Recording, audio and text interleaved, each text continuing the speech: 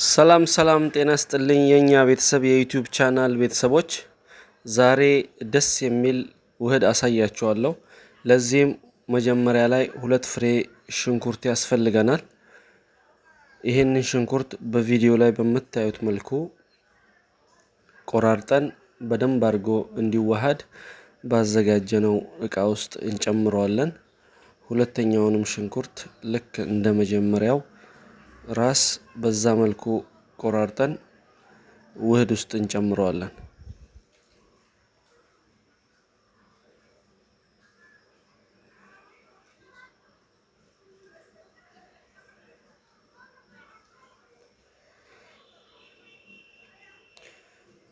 ሁለተኛውንም ባዘጋጀነው እቃ ውስጥ እንጨምረዋለን።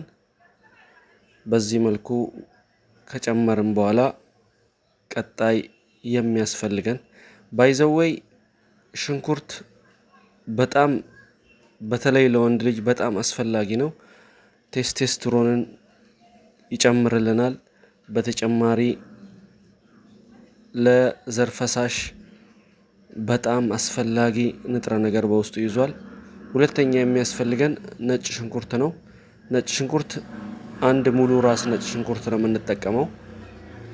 የሚያስፈልጉ መወገድ ያለባቸውን ካስወገድን በኋላ ነጭ ሽንኩርቱንም በጣም እንዲዋሃድ ቆራርጠን ባዘጋጀነው እቃ ውስጥ ነጭ ሽንኩርቱንም እንጨምረዋለን።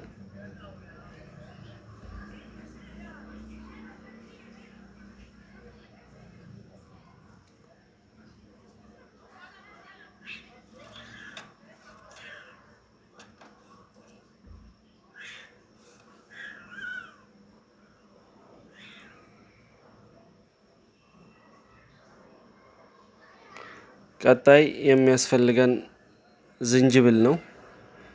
ሁለተኛ ከሽንኩርቱ በመቀጠል በሁለተኛ ደረጃ ላይ ለወንድ ልጅ በጣም አስፈላጊ ነገር ዝንጅብል ነው።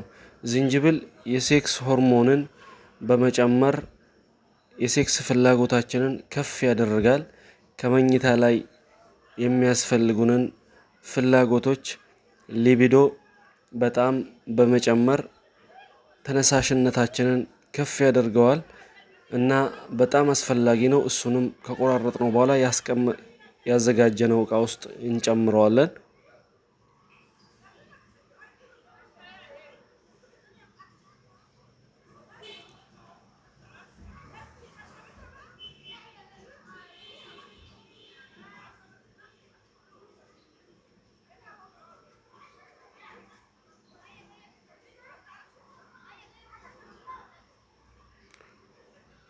በዚህ መልኩ ዝንጅብሉን ከጨመርነው በኋላ 2 ማንኪያ የአፕል ከል ወይንም አቼቶ 2 ማንኪያ እንጨምርበታለን።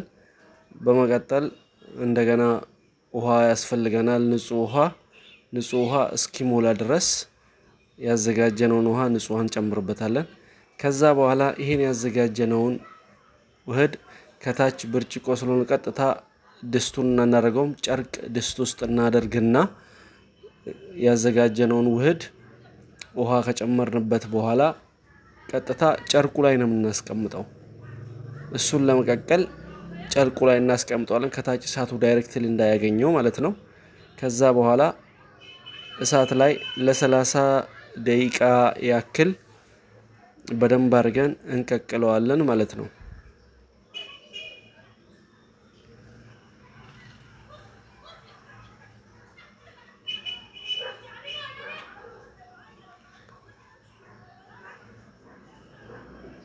ሰላሳ ደቂቃ ከሞላ በኋላ እናወጣዋለን።